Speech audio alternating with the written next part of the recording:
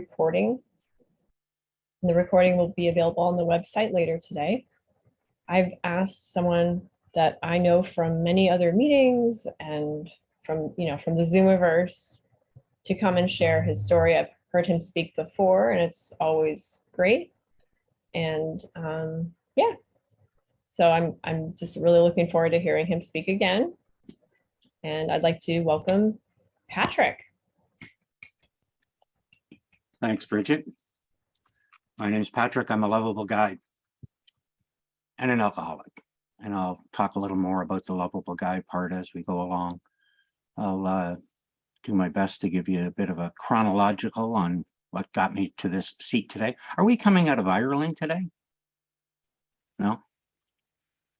We're just in the Zoomiverse. There's no Okay. location, really. We're all over. I ask only because I belonged to a secular Ireland group for a couple of years. That was a special thing for me.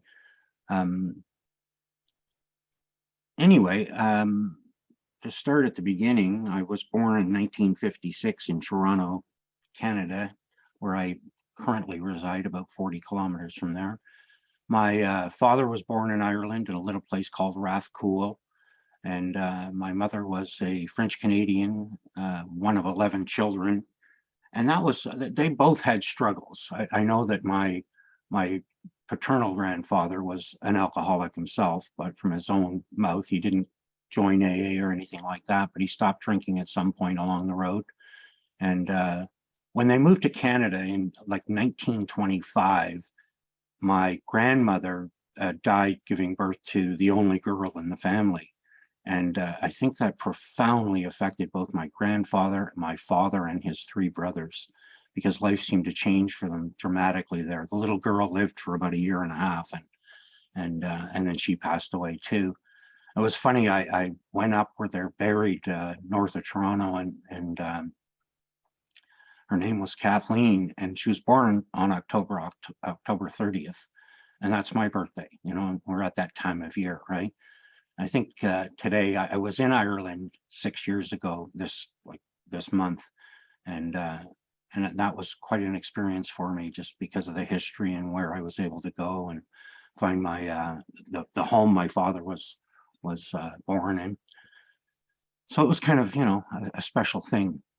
And I'm gonna try to tell you how I felt through different stages of my life, my drinking, and my recovery, because that's been, monumental to the change that's happened in my life as a result of Alcoholics Anonymous, right?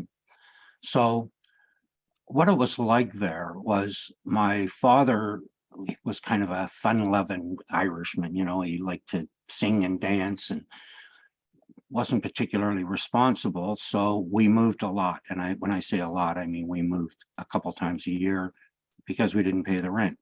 And as a kid, I remember taking that on, like feeling that kind of shame that a little boy, a child in general, should never have to feel that, because I had nothing whatsoever to do with it, right?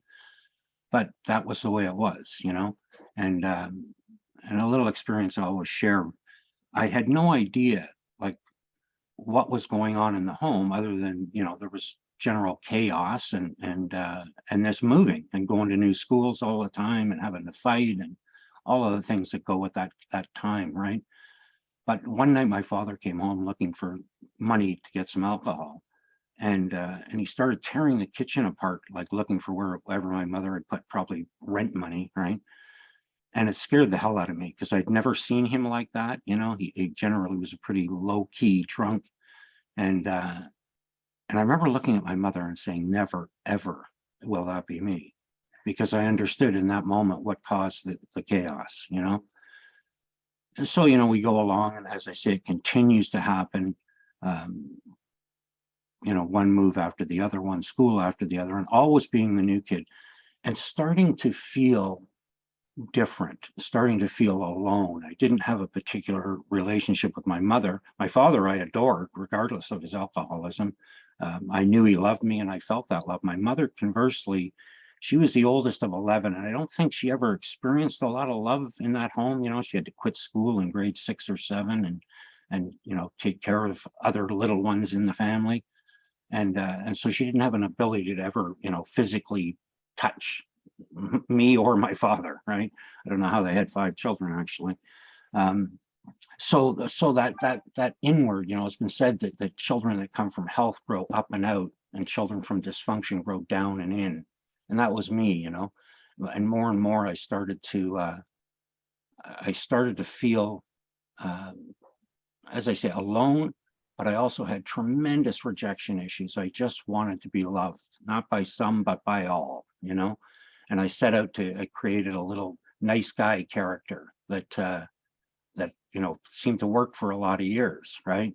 But I never said anything. If anything bothered me, if somebody stepped on my foot, I just smiled, you know. Um, and I guess that's part of what alcohol did for me, you know, because by the time I turn 12 or 13 and somebody offers me some alcohol, I don't think of my promise to my mother. I don't think, you know, what I've seen at home of the, you know, the the dysfunction, the shame. I just glug, glug, glug, glug, glug. And again, I was talking with somebody about this last week, and the fact that this was the most vile sherry that you could ever put inside yourself, like every swallow required you to process it so you didn't bring it right back up, because, you know, I'm like 13 years old. But some part of me knew that it was going to do something, that if it made me feel in any way, not only like that, not even better, but different than I felt about myself and inside, then it was worth the problem of getting it into me, you know? And it worked. It worked. You know, that you often hear that where I had trouble, you know, particularly speaking to girls. As I say, I didn't have a relationship with my mother, so speaking with girls was out of the question. I was just so afraid I'd be rejected by a girl at a dance or anything like that. But with alcohol, I was suddenly Fred Astaire, and away we go, right? You know, could ask any girl if she said no, next, you know. So who wouldn't want that kind of empowerment, you know? And that's certainly the way I saw it at that time.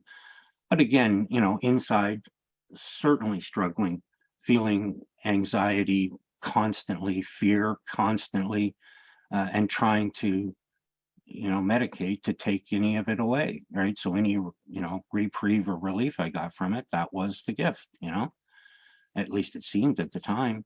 And it wasn't, I wasn't ever a social drinker, you know, from that first drink, I was in, you know, all the chips were on the table.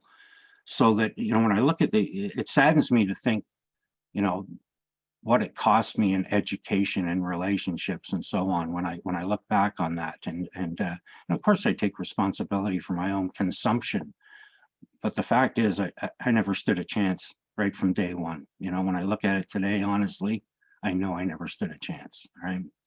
So um again, anything we when I was 15, we moved to Florida. I was just talking with Bob there, but we moved to St. Petersburg, and that was a culture shock for me.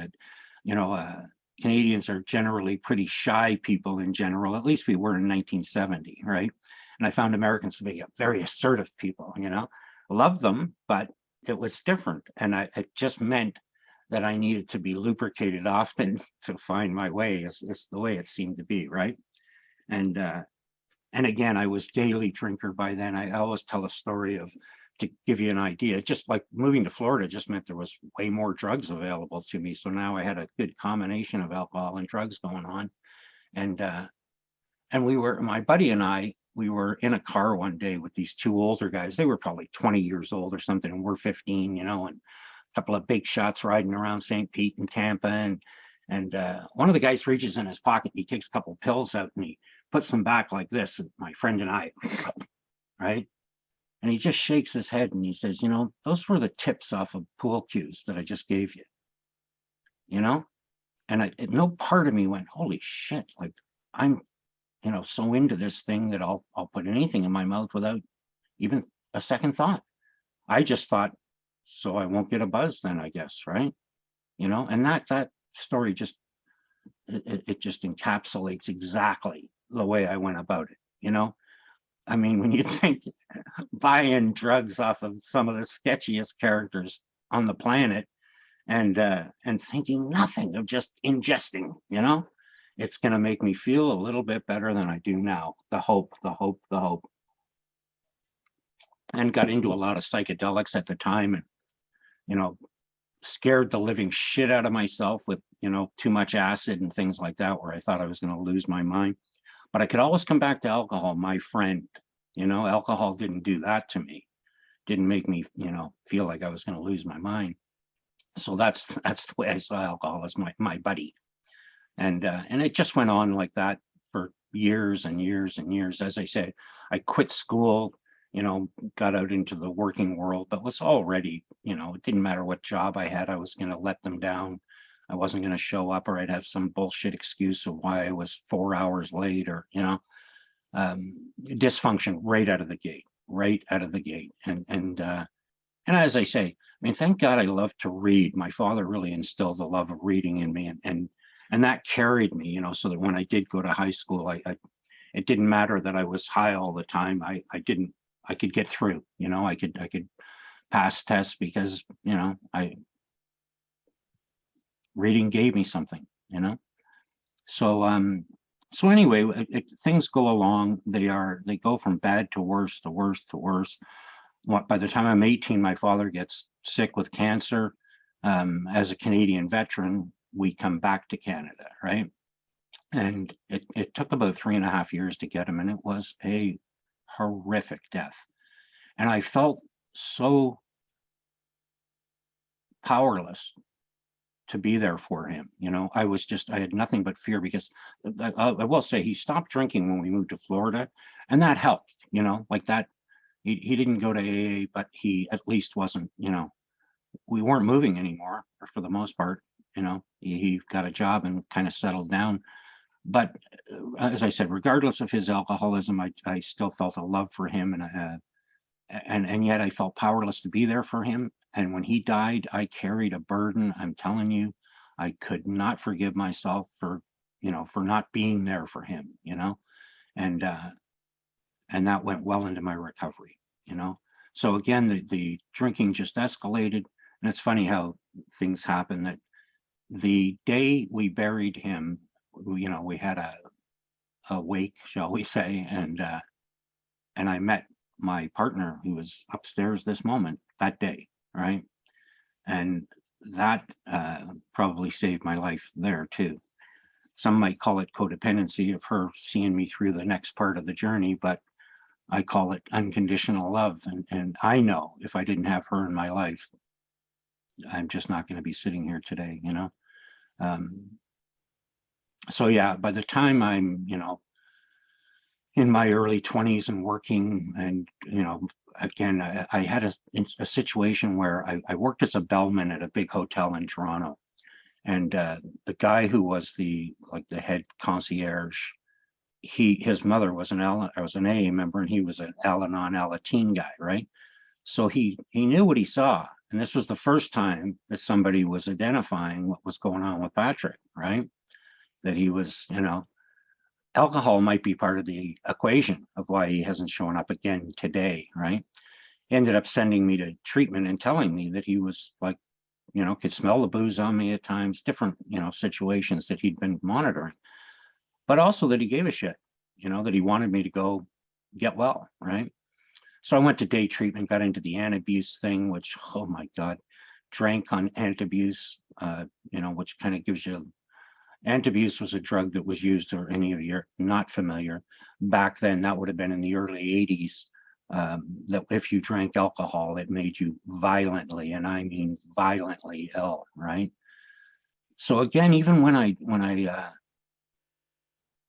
drank on the antabuse and got that sick, my thought was never, holy shit, again, you'll drink through anything, buddy. It was, I'm going to have to stop taking antabuse because it's interfering with my drinking, and it just, again, more of the same. By the time I'm 28, I have a really bad car accident. And I have one of those, that moment of clarity where I had to go and claim the car from the wreckers, from the wrecking yard. And when I saw what they'd cut me out of, like, holy shit, it was like, wow. The car it was a little 1980 Honda tin can that collapsed when I hit a truck. So anyway, that was an eye opener, right? I had already been to AA for a few years by that point because the treatment center I went to also recommended AA, right? But I was never listening. I couldn't wait to get out of the place. But when this accident happened, things were different. And there's something, my mother, her and her friends were down in the hotel in Toronto listening to people talk about nutrition. And some guy came out and said his name was Joe and he was an alcoholic. In front of these old ladies, he's up on a stage,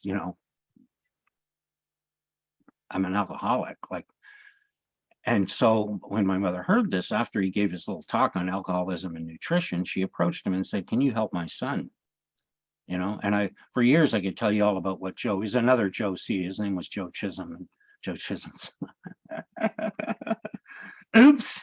His name was Joe Cushing, and he's no longer with us, is why I tell you that. But that man impacted my life. I believe that the things that my father would have wanted to instill in me, Joe was able to teach me some of those things about being a, human being, a man, a partner, a friend, a son, right?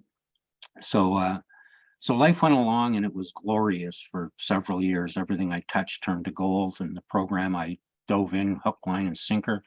Of course, struggled with the God element, and I had not only gone to Catholic school but Catholic high school as well, and just despised it all the way through, right? So the funny thing here was Joe was a devout Catholic, but he was a guy who took what he needed and left the rest. In other words, he started his day going to mass every morning, right? He sponsored me for 19 years, and not once in those 19 years did he ever say, "Oh, Patrick, you ever think of coming back in the fold, or you coming to mass?" Or nothing, right? I didn't show any interest, and he didn't, and he didn't volunteer it other than his own experience with it, right? And I appreciated that. And for a long time, traditional worked for me. I got over that, the God word, and found my own way through it. But certainly, certainly had a belief at the time in a higher power. Anything that was going to save my bloody life, I was willing to do, right? And working the steps and going to meetings and all of the things that we're taught that are helpful, And then I went through a horrific time. I'm not going to get into what it was about, but it became the most painful time of my life in sobriety. And some other shit was coming up, like where I'd come from. In other words, I looked at the places where I'd done the hurting, but I never looked at the place where I got hurt, and the places, right? And what shame looked like in my life, and the unresolved, death of my father, and all of these things that just overwhelmed me, and depression was enormous at the time.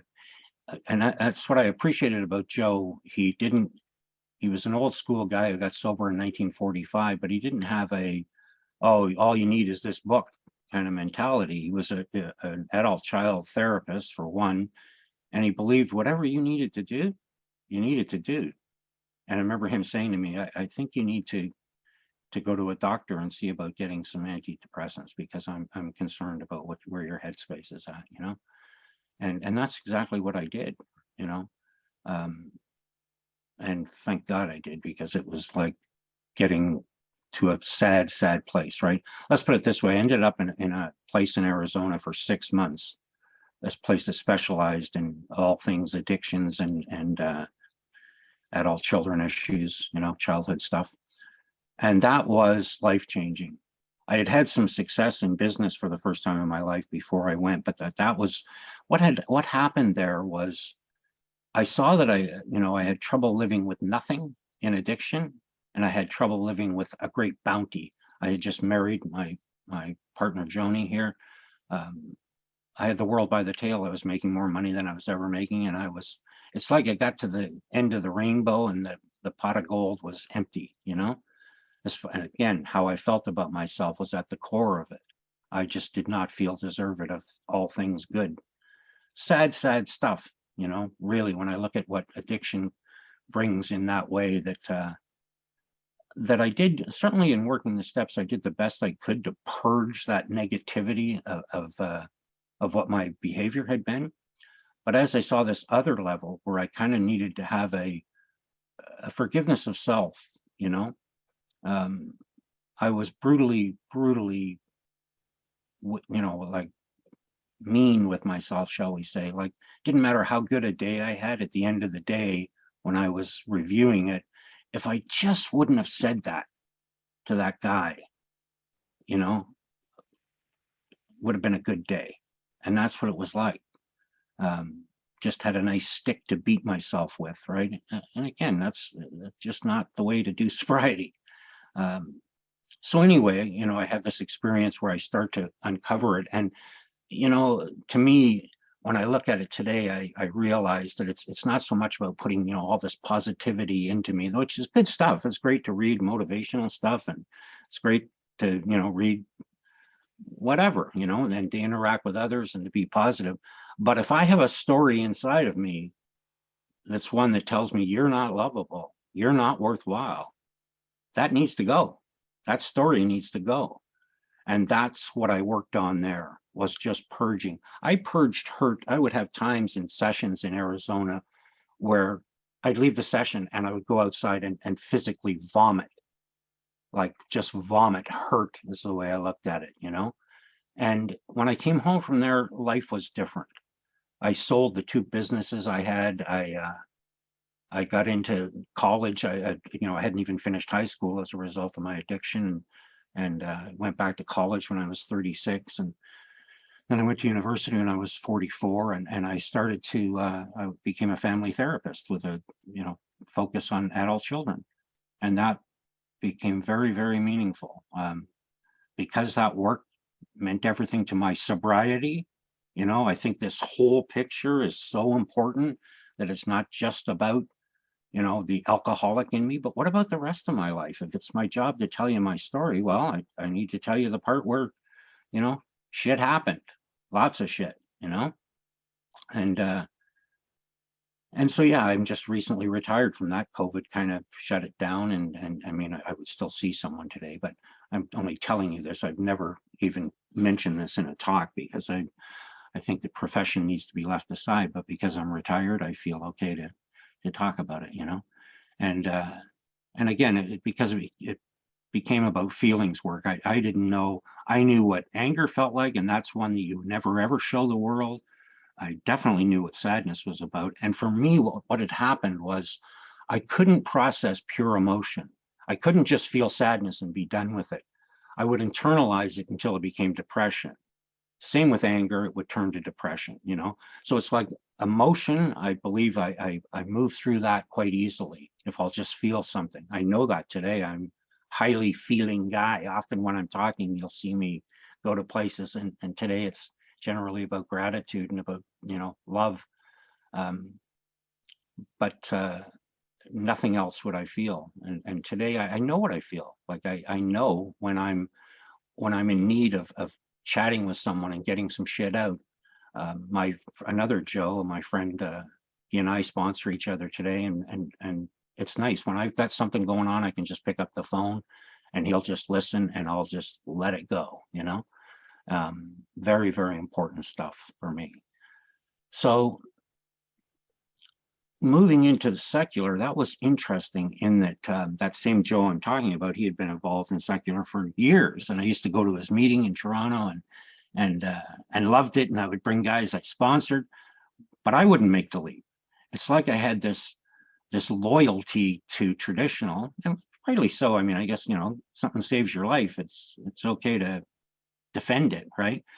When I say defend it, I defend my own sobriety, but I just wouldn't make the leap, and yet I was struggling. Well, I'd have things like my home group doing the Lord's Prayer, and, you know, go to the business meeting and go, you know what, we live in this diverse part of Toronto. Like, aren't we trying to bring people in here that maybe don't have the same belief system? So can we get rid of this fucking Christian prayer, please? It makes no sense. There's nothing welcoming about it to a Muslim, a Hindu, you know, a Buddhist. Like, come on, or an atheist for that matter, right?